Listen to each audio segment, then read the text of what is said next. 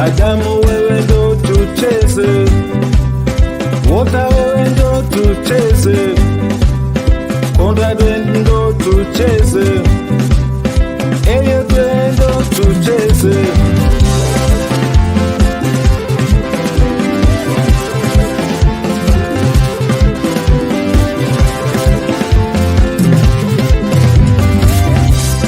Adamu wewe ndo tucheze, Mamedi wewe ndo tucheze, mashabiki wewe ndo tucheze, benga asili yetu ya Kenya, benga muziki yetu ya nyumbani, hebu njoni ndio tucheze jamaa.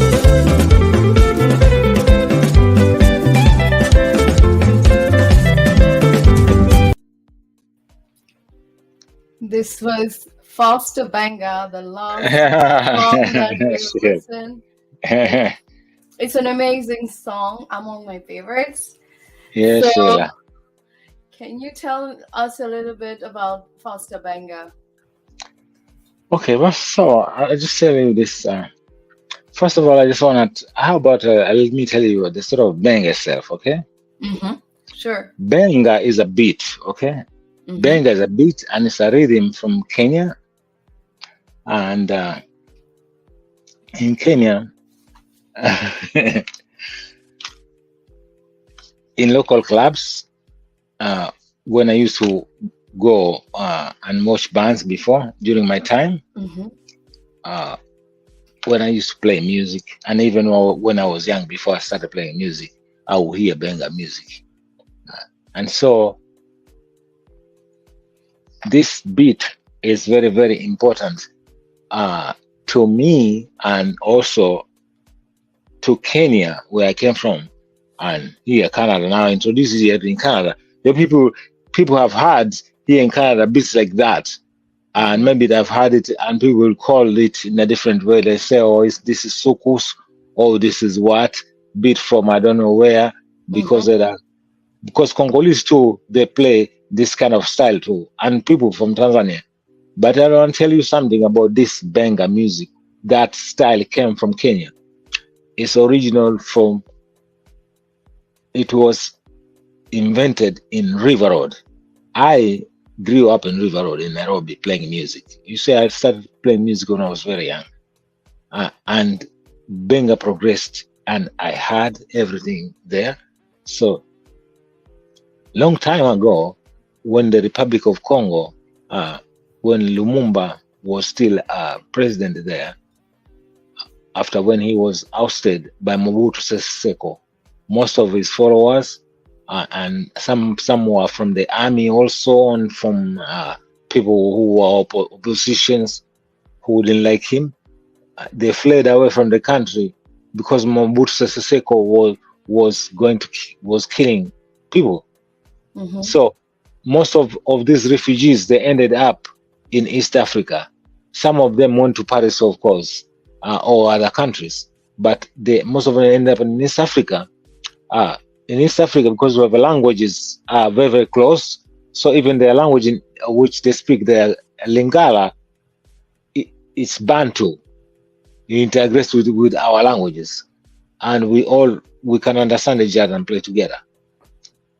So by them being among us, we collaborated in playing music. Sometimes we play together, and sometimes they hear our music in our country, especially in Nairobi, where most of the Congolese used to come. Because Kenya, after independent, Kenya was very fast. It got a recording studio in Nairobi and production and stuff like that. It was very fast in that.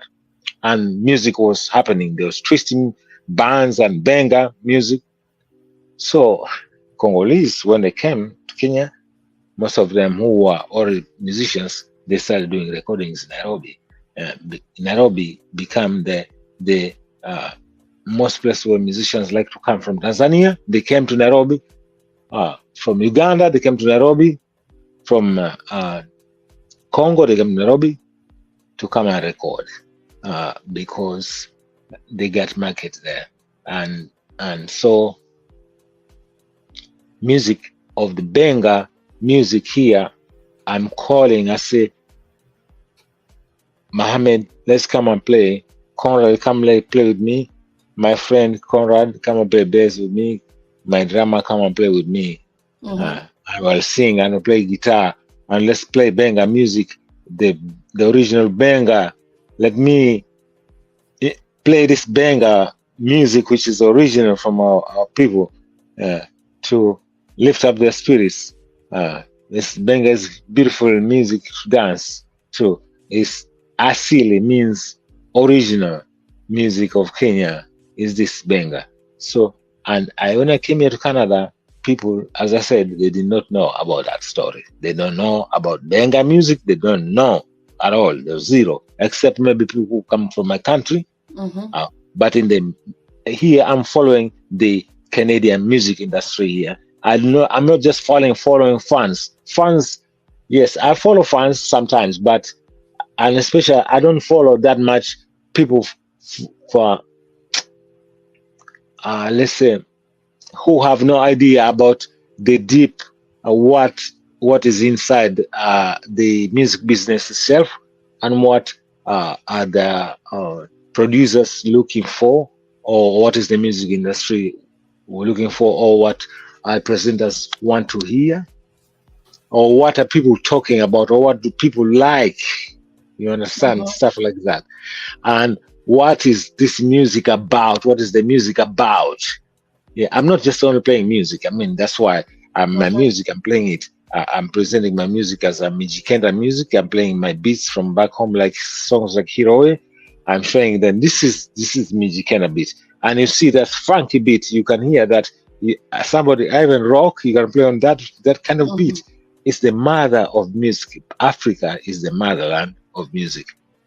Even the blues is the music of our mothers. Because if you hear or if you read in some of my courses, I've said that before, music is the blues is the music of our mothers, or I say music is a universal language.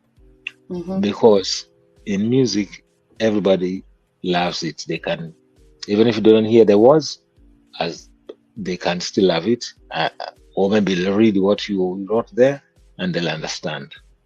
And so benga music is music of Kenya and the beat of Kenya.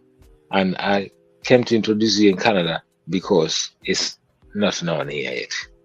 And I'm the first Kenyan musician to bring it here as a African Canadian, as my diversity, to share it to the world, to show them here what we have in Africa. See, yes, I'm from Kenya, Mijikenda. So people too, they can know that I'm Mijikenda and what kind of music Mijikenda will play, and where am I from? Yes, I'm from Africa. That's the big picture. And then, I'm from Kenya. Where from Kenya? I was born in the Coast province, which our main city is Mombasa. I was born just opposite Mombasa City in a place called Kisauni, Junda. It sounds like Judah, but it's Junda. So that's where I was born in another Judah. That and there I grew up hearing music always, and grew up in traditions also. I went to see traditional music. I was involved. I played with children outside. We watched the moon. As I said, did you read the story on my album? What I said? Where is it? Yeah, I said I was born in a traditional village. I grew up playing outside with other children in the village. We sang night songs, and we danced. We looked at the moon and stars in the dark. And after that, we had storytelling. So parents by that time, they'll sit on the verandas, and they'll have mats, and they'll have some fires outside and they'll just be talking there. They are just lying down outside. The moon is like here. People will be sunbathing, right? There Mhm. they'll be there they'll be moon bathing. How about that?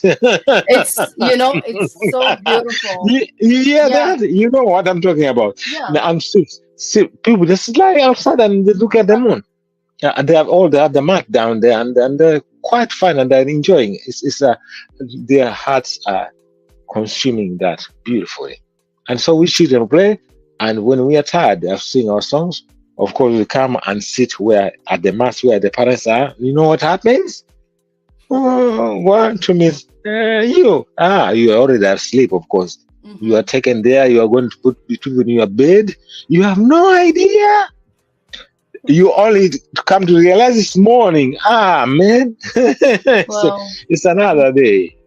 Yeah. So I grew up in that kind of life when I was a kid, mhm. up to a certain time, and and then life changes. But I had that kind of life, and that's why I put this story here. And I told people here that my father used to play guitar a long time ago, and then he put it in attic. We call it dari in Swahili. It's Mhm. up in the rooftop, and then my cousins went and got it, and they bought strings and cleaned it up, and then they I learned to my cousins. They had a band called Banasitoye in a village, and when you're really starting playing guitar, when you really love it, you're feeling it in your heart. When I play it, me, I feel it in my heart here, Mhm. uh, and I'm used to that sound. If I don't play my guitar for a little while, I get troubled. I feel uncomfortable a little, so I have always to. Oh, well, I have to do something musical, or maybe Mhm. I'll dance, or Okay. maybe or something like that. Yes. So, and that's why I get to play music like benga, benga, Mhm. and benga is not, and also is the showcasing of the guitar playing on this kind of music, and the beat is fresh, makes you dance, makes people once you start that song, they're already in the field, the dancing, like you like to dance, you'll be dancing there. Yeah, I love, like I'm telling you, I love Eh, Costa Venga. You can't just stand still. It's a mhm, music that, makes you move. mhm. I And just love it. Yeah. and benga music, there are many bands playing benga around Kenya, and even if and even in all parts of the country, if you go and listen to uh, bands in Kisumu, bands in Nairobi, bands in Kericho, bands in Kisii, if you go and listen bands in uh, Nyeri or Karatina, or go and listen bands in Meru, you still hear the banger they're playing. You go to these Mhm. bands in Mombasa, you go to these bands in Taita, you hear the banger rhythm that makes you wanna dance. Yeah. Mhm. So that Yeah. rhythm is the heartbeat of our music in Kenya, in our dance clubs. And then you listen to my traditional music because we are traditional Mijikenda. Well, if you play one song, I don't know, Hero, you say you love Hero, do you? Hero, Okay. And Adam, you've also played with legends, and Papa Memba was among them, like great singers from Africa. hmm They are legends that you.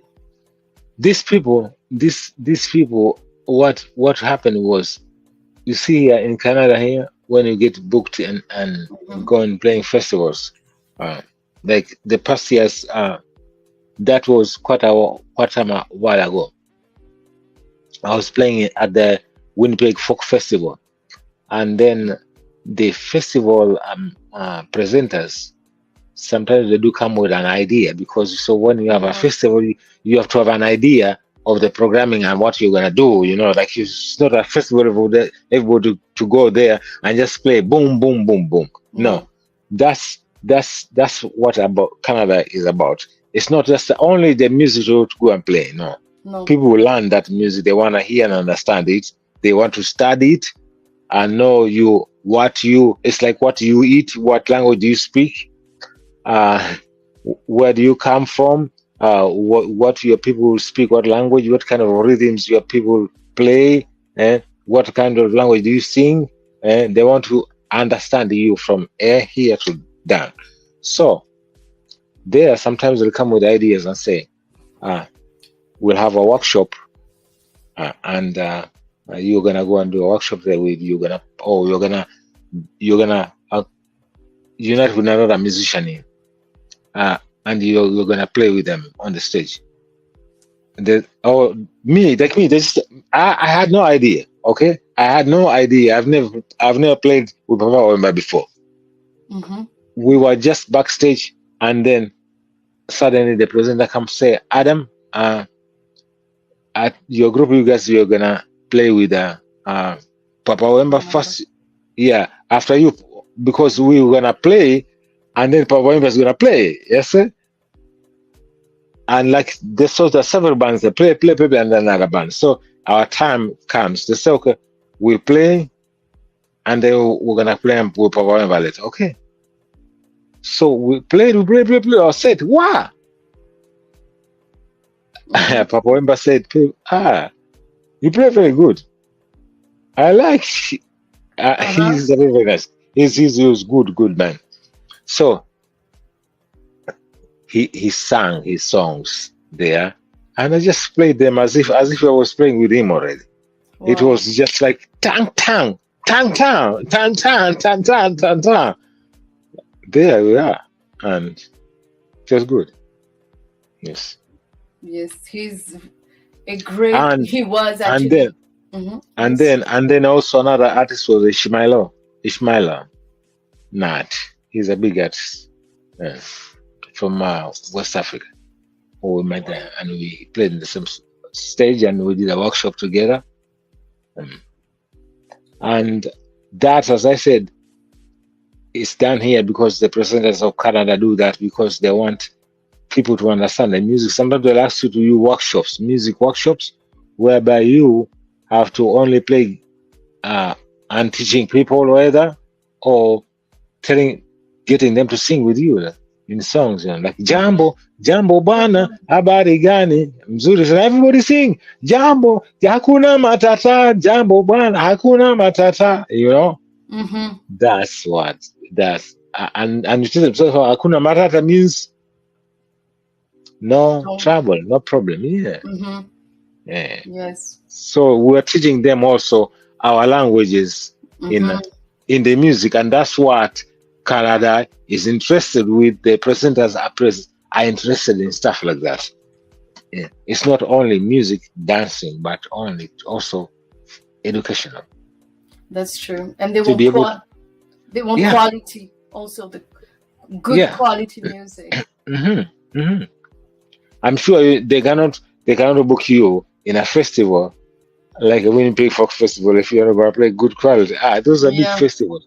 First of all, they have their own ways of selecting who's going to perform, and so they go through like thousands and thousands of applications from other musicians. So you're just one little tiny guy there in the middle of this or thousands and thousands of others. So you better sound good or else. It's really competitive. You better make sense. So it's not. That's why like sometimes I'll tell you something. Sometimes musicians from back home or they want to talk to me about music in here in Canada, and I'll tell them, yes, music is good, but there are certain ways which, when you're doing music, you have to go through certain channels. Okay, you cannot say I'm a good guitar player, I'm gonna just play and then that's it, or I'm gonna just go playing clubs here or playing outside there and that's it. No. First, you have to have a recording. Then when you have a recording, you're gonna have to promote it. When you promote it, maybe now you have a product. you can send that to a club. You see, you have not even performed in a club, because the clubs won't even let you perform if you do not have your own recording. You understand? They want to see. No, how they can see? You have no profile. You have to have a profile. So, what you have to do is you have to record, have your own music first, describe your music and your biography, talk about yourself. People can they get to know you, right? But you can just tell somebody, oh, my name is this and this, Adam, and that's it, I want to come and play. No. They are gonna say, even if you say you know how to play, even if we're gonna advertise you, people won't come because they want to know you are Adam, but what do you do? Where do you come from? What is your music about? All those things. There's a lot of stuff that you have to explain.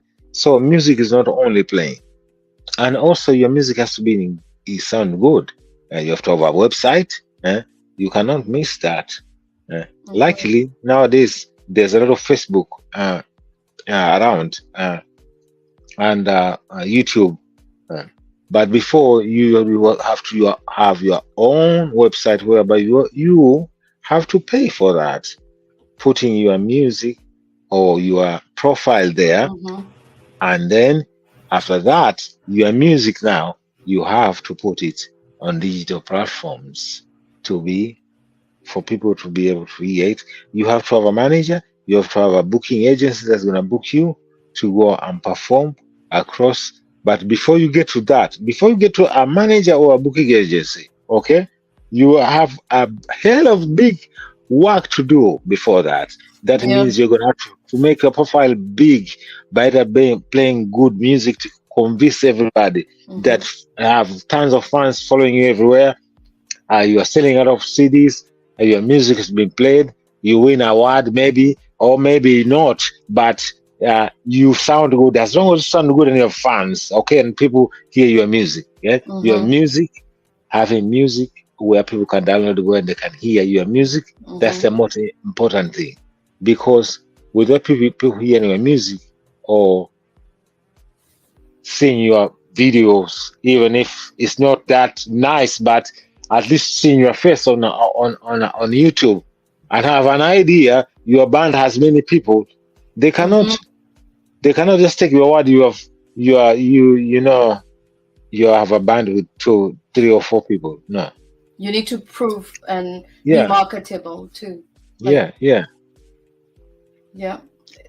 and stuff like that. And when you have websites where you have to put links where you've played before sometimes, or say this is a place where I performed and stuff like that. And if you have write-ups, you have to save those and either type them yourself or take a pic and save them somewhere, and that should be good.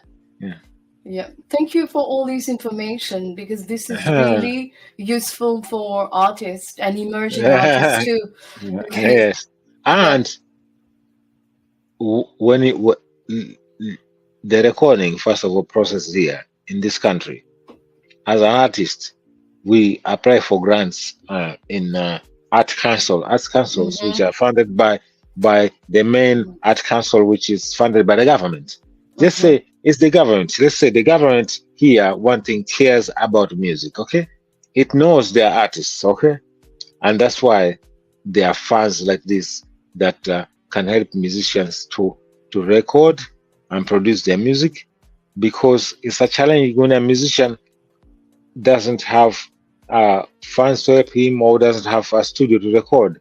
So once they are helped, they can record and then produce their music, and that's how they'll compete for an award. To get an award, they can find an agency to book them, or they can send by themselves and book themselves in a club. They say, hey, this is how I sound. I've got a CD, and this is my CD. Hey, they say, okay, come and play, and that's how it is. Without having help from the government, you can't go ahead. But I'm thankful for the government of Canada understand things like that. But with the grants also doesn't mean you just be given. It's there. No, No. There's process where you have to apply and describe your music, and also have your music there, so that the judges who are going to listen to your music, when you send your application with your music, then they say, okay, oh, this person is so he comes from this country and that country. Okay, this kind of music they play. Oh, he sings like this. Oh, how? And then the list, maybe there are 4 or 5 judges. Well, if they like it, fine. If they don't, they say, it doesn't. Maybe it's throw it. Why in the garbage? Pooh, another artist. It's not only one artist. Remember that there are thousands and thousands. Yeah. You're just a little small guy in the middle of this ocean, where the sharks and everybody is swimming around there.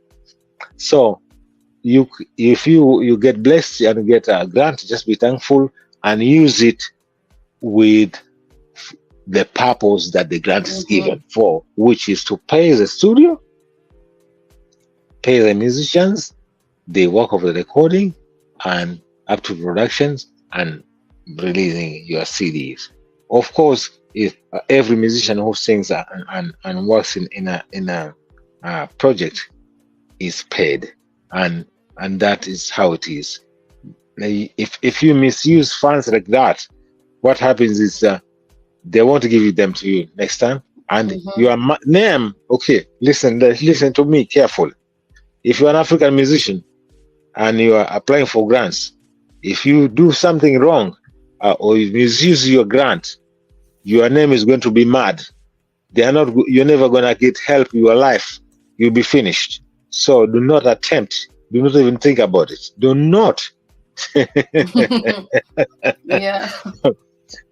It's used for paying musicians, paying for the expenses which were given with the government. It's a grant, although they do not. Once you have done with the proper work, they're not going to ask you to pay it back. But you have to do the work and present the work, and it has to be truly, and there has to be evidence and everything. You'll be asked everything. As much as you are wearing your innerwear, you'll be asked. You'll be asked for stuff like that. So make sure that if you get a grant, you're not gonna misuse it.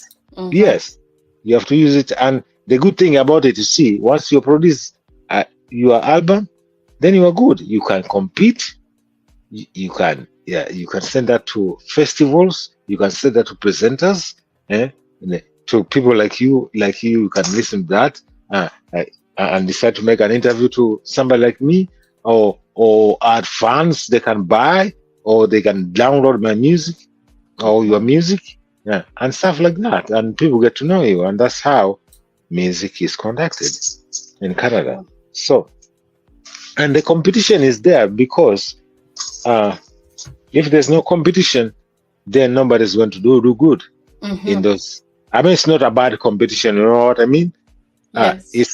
It's a you to play good music, to present a good presentation. It can be even just acoustic you play in the house, but when it sounds good, the ears, they say people have ears, so when they have ears, they can hear and listen and understand. They know. This is a good artist, and he's trying to do good and needs our help, and he's gonna they'll get a grant, and he'll be given a grant, and he go ahead. Thank you, Ontario Arts Council. I thank you, Canada Arts Council, and all the arts councils that help musicians here in this country, in Canada, because it's very hard for musicians, and especially when the pandemic happened. Oh my God, most of musicians were in trouble because there was no clubs to perform. Everybody's closed, so they're gonna perform, and nobody's. When people are not working, people are not walking outside. It was completely deserted outside. There were wild animals walking outside. I saw a coyote. There used to be a coyote coming here. In fact, they do come sometimes at night. But a fox a red fox, which is a very. This is a delicate animal. To come in a place like here is impossible. But it came from very fine, looks so beautiful. I have a shot of that animal. Maybe I'll try and search in one of our files. I'll ask Nancy. And when I get it, I'll send it to you. And Thank you. these animal studies, they were showing up in every place. Because it was people, there was no people outside. Yeah. So no noises. We didn't even play music. No cars. Yes. People were So, inside. yeah. And that's why it is. So my music is about life and talking about is happening. This album is about that, which I have Wakati, and I've said I shouldn't say that, but that is a good album. Wakati. Yeah, Wakati. And I was sponsored by TD Bank for the Juno nominations. I've not been nominated yet. I cannot say that I've been nominated. No, it depends on the judges and depends on the people too, how they play my music maybe and how they buy my music or download. But in this case, world music, they want to hear it. So, and good ears also of the people who are judging. So, as I said, it's not the music is not just about playing only. It has to sound good and have good quality also. Yeah.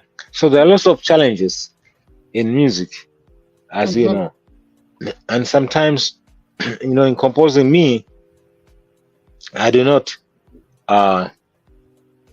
force myself to compose. Okay, when I compose a song, some songs come in my heart.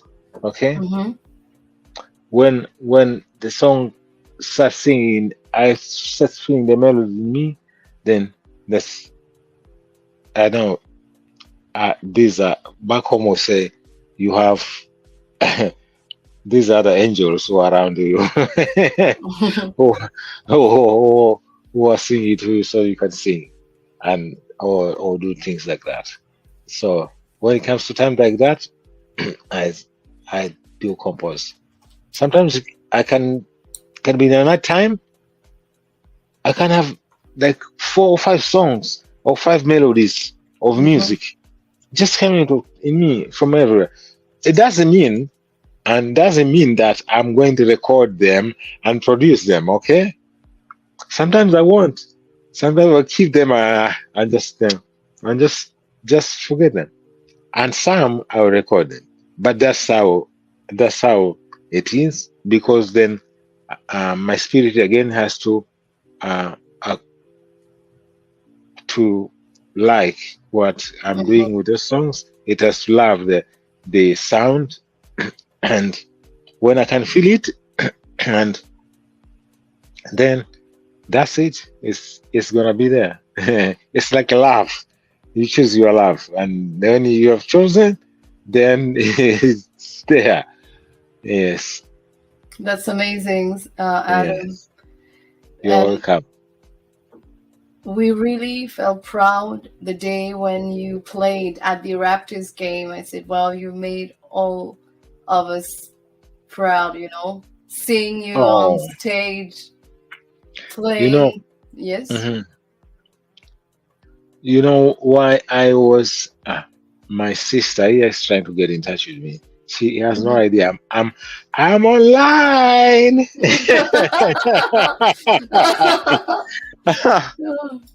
I will talk to her later, because they're close to the morning, man. Maybe it's even close to the morning in there in Kenya. Anyway, adapters. What happened? I don't know. There was either an ad or something. Do something for music or something on for CBC or something like that. Sometimes when they send these strange emails with about CBC want to check about how people play guitar, stuff like that. And they were asked, but they did not, no, they did not ask to say Canadian and US national anthem. No, it was not that. That was submit a song or something like that, or how you play, and then suddenly when I come to realize was I got an email, this email now said, now can you play the American and the Canadian national anthem? And that email went to Nancy. So Nancy got that email. So Adam, people were asking if you can play the American national anthem. So when we look at it, and also I thought it was a joke. I'm telling you, I didn't because I had forgotten the other email before. So I thought, what I did before, I just thought, this is just a joke. Who on the earth was going to think about me? I'm just who? I mean, there are many other people there. They can play rock, they can jump with the guitars up in the air and do what. But anyway, I said, maybe let's try to keep in touch. So we kept in touch with the email, and her name is Taylor. So we kept in touch with Taylor, who works with Raptors. So. And then she said, first I didn't. It was not told that it was about Raptors. No, it came as, can you do these songs? This. Not told that I was going to there. Okay. So, and then when she sent those songs, so I started listening them. Yes, she said, send us the video. So I did a video here at home. I played the two songs and sent them. And they looked, it's nice. This sounds nice. Oh, well, I think we're going to go with Adam because he sounds very good.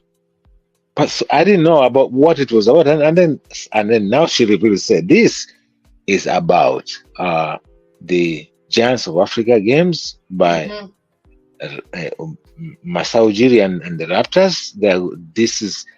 They have these games every year, and they were looking for somebody who will be playing there always for them, and they chose you, Adam. And so you are going to, this is your chance for you to go to and play there. So this was my first time. I practiced the next day. And when we get to when we get to the Scotiabank Arena, I looked at the arena, huge arena, because I've never been to that arena before. I mean, where was I before? I've been to Skydome, I think so. Yeah, but I've never played there. I mean, just I passed by there. Okay, and then I thought, performing this is with many people, because the largest place I've played with many people was in Kenya at the Nyayo Stadium and at Kasarani. Kasarani is an Olympic stadium. We played there with Professor Nam a long time ago, and there tons of people, many people. So my wife asked me, say, are you going to be comfortable with playing there? I said, that audience, that's what I want. That's what I want.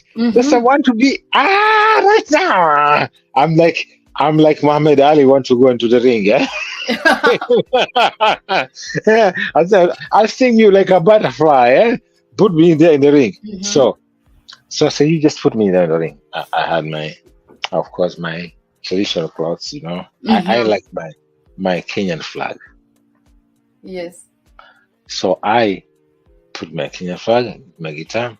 I went first. I did the testing, and there were a group of um, dancers. They are teenagers, young, and they were exercising there to be ready.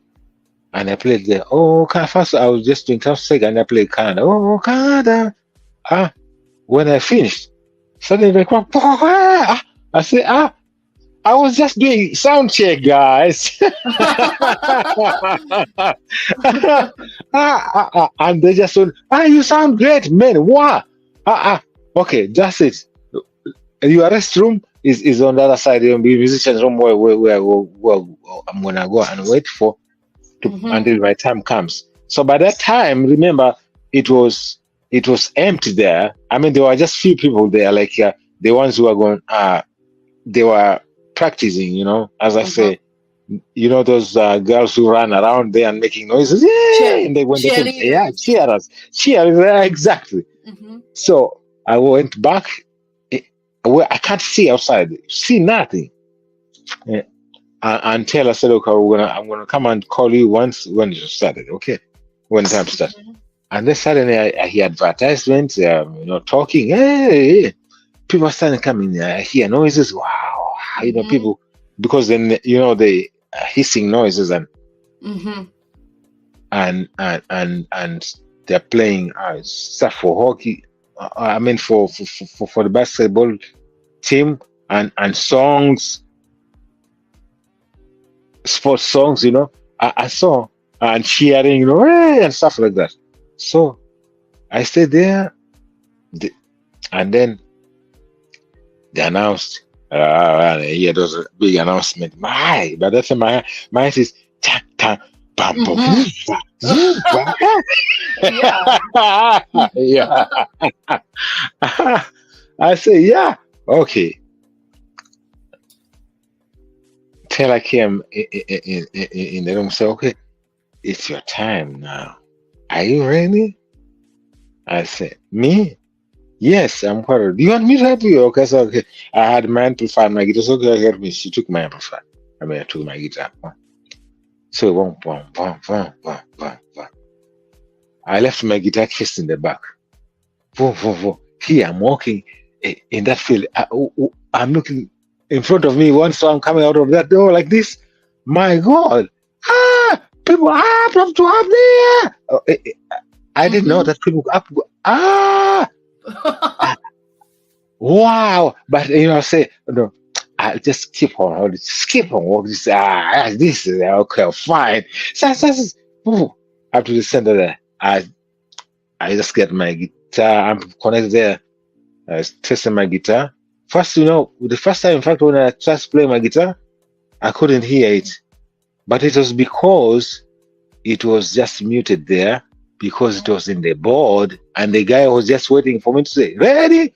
And when I start playing, so the guy pulled it out just a little for me to hear it, bam, and I had it. The guitar is fine and tuning, okay? And then he put the plug back.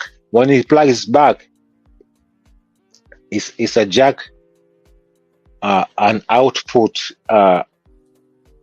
It's like an earphone. When you plug the earphone, the sound does not come out of the speaker. So we can only hear from the board speakers out there. So it was ready. Okay, and I'm now. We're doing the United States song, and the flag is going to. You see the flag on the floor there, or on the floor, because it's projected. So, and when it's projected, they'll start talking, and then they'll call your name to play. So they projected the flag, and they talk this, and then they said, someone's going to play the national anthem, followed by an American who, whatever this person was. And then once they finish, pop! Immediately, I said, dun, dun, dun, dun, dun, bah! And you know who played that tune on guitar first? Known guitarist player was Jimi Hendrix in Woodstock. And he made a history of that. It became a big history. So for me, as a first African, to play, to be given that chance, in a place like that, and to play those national anthem. It meant a lot to me and my country, black people here, because I'm the first Canadian, first black man, first. I'm not saying nobody has played it, maybe somewhere else, but here in Canada, here for a basketball team, a national basket team, black. This is the only team we have here in this country. You know that the only team that basket team ball best. This, in fact, some of these players, they grew up here in Toronto. I mean, some of them taking subway. Some of them have been seeing me maybe when they were young, me playing music in the subway, and seeing my videos. And because it's not my first time to be in the media, as I'm saying, the name Jimi Hendrix, aka, I was given that by Lenny Stout, who was a writer of Toronto Star. He had a column. He did all. He wrote for them, and he's been here for many years. He's on Facebook even sometimes. Maybe I'll come and introduce you to him. Sometimes he does articles. He writes articles for different musicians. Even he did another article for me recently. Wow. So I'm thankful, and I'm proud of Canada. I'm proud I'm an African Canadian to have been given this chance to do that, to play in a Skydome, in a place like that where it's packed with people like that. An arena, it's a big arena. It's a big arena, yes. Raptors, it's a big team. Yes. In Canada, so that's huge. Seeing you on TV, it's a moment of great pride for all the Africans. Yes, you made us really proud.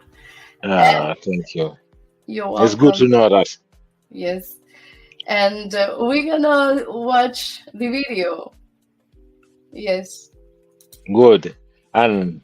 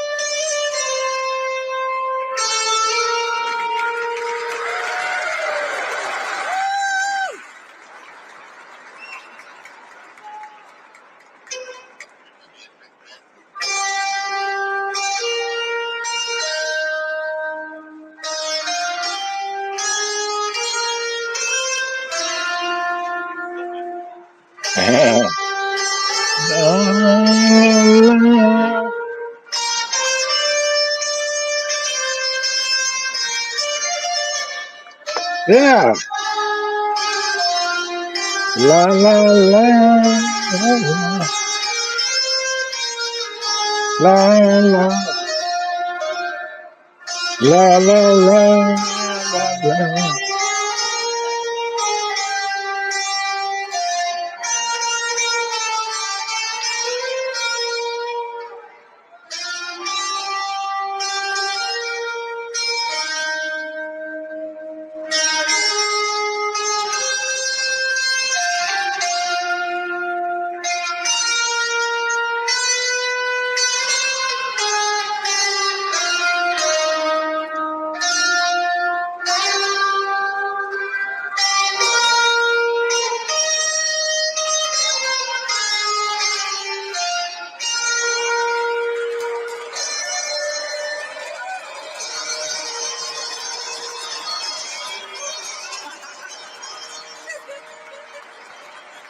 Oh man.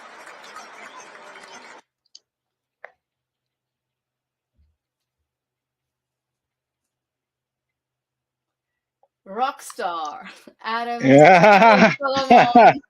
Yeah, so it was like that. Yeah. Thank you, by the way, you did good. Thank you. Wow. uh, It's like I said earlier, it was really a moment uh, of you- great pride seeing you there. mhm. And you know what? This, in fact, what they were saying, this, they say, okay, um, when you're playing, put in your own feelings too. So Hmm. something, just something, you understand? So dun, dun, dun, dun, dun, dun, and stuff like that. Wee! When I do the United States, wee! They just went, ah! They all melted. Ah! I say, yes. And that's what they wanted. So, I, yes. Yeah. And I'm happy, you know, it all went good and well. Yes. And people are happy. Yes. Yeah, we were all happy, seeing you out there. It's been like maybe more than 1 year. I've been following you on social media. Where the first time I saw you was performing on stage for the Yes. Habari Music Festival. Hmm. And in your website, there's a picture of a lady in yellow. That's me in your Oh, okay. concert. Yes. Yeah, okay. So we really enjoyed. I That's told you, amazing. yes, it's Yes. where I saw you for the first time performing. It was amazing. I heard Malaika, the song Hmm. Malaika, and Are you the one who was talking there saying Malaika? yes, Somebody was saying Malaika or something, to play back or something like that. People were up there in front of front stage. And when we were playing those songs, they were so crazy, they went crazy.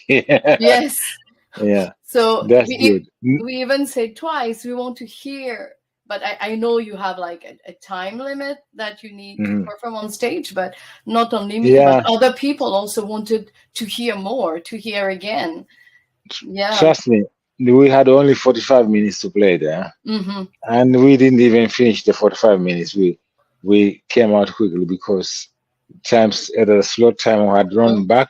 It was they were a little back, and but it went well so far. I'm happy that we did good and everybody loved the music. So We did. wherever I play, when I perform with my band, me as Adam Solomon, you are gonna get good music. Yes. You'll dance, Yes. and if you want to music just for your thoughts too, you'll get tons of thoughts. And if you want music to sort your minds, you sort Mm-hmm. your minds. Yes. Awesome. Amazing. You're Yes. welcome. And I remember so that day you played Jumbo Buana also. Yeah. And this song, the first time I've heard it, it's a Hindi version of it. Hmm. A a Bollywood movie had this song. The movie name is King Uncle. So they Yeah. had the Hindi version of Jumbo Jumbo. Wana. So when we were Oh. listening, we said, we've heard this melody. Even Malaika, Hmm. it's in a Hindi movie. They. So I'll tell you something. Malaika is Mm-hmm. a Kenya #1 song, uh, and the person who original artist is from Kenya. His name is Fadili William. Fadil William. I played with Fadil William in a Wow. band. Yeah, in a band called Tamaduni Jazz. In Kenya, that band used to be managed by the Ministry of Culture in Nairobi. Ministry of Culture had bought instruments from Franco Lwambo Makiadi. He had visited Kenya, and then he sold all the instruments to the Ministry of Culture. And the Ministry of Culture gave my band those instruments, or our band, with the other musicians who I was with that time. Mm-hmm. So we had our band as teenagers, and then there were these older guys: Fadil William, John Zenze, Juma Toto, Daudi Kabaka, and Fundi Konde. So these old men, okay, Mm-hmm. we used to play their music. When Fadil sang Malaika, I play for him for Malaika. Or sometimes if he wants to play guitar, he can play. But sometimes he didn't want to play. He only wants me to play because he's an old person now. We are there to do that. Mm-hmm. And so I backed up all these old musicians back in Kenya, in my country. Not even one is around now. They all passed away. Oh. All away. I think even the last one passed away either last year or this year, maybe the beginning of this year. One of them. Who was that? Who was the last one? Was John Zenze or Juma Toto? John Zenze. Yeah, John Zenze. Oh. So the one who I think we almost passed last. But all these other guys passed away. All these other guys, Fadil William, Juma Toto, Daudi Kabaka, all of them that go. They were king of the beginning of Nairobi Times. Okay, the music in Kenya, Nairobi Times, music was live, and the life in Nairobi began because of these guys. Became interesting. Not began, but became interesting because of these guys. And those are the times when the label had moved in Kenya. It's called His Master's Voice. Okay, His Master's Voice used to have a label, and with like a gramophone with a dog, little dog. His Master's Voice. Do you know about that? Do you know about those big vinyls? I've seen them. Well, yes. I know. We used to have them even at home. Wow. One of our grandma used to keep them, and we will wind the player because of one that player, and it uses needles, and put it. So those days when they were making those, they produced them in Kenya. Kenya had a factory that produced those because Kenya was more advanced by that time. Not advanced, but the British, when they left there, they left stuff like that. Okay. Okay.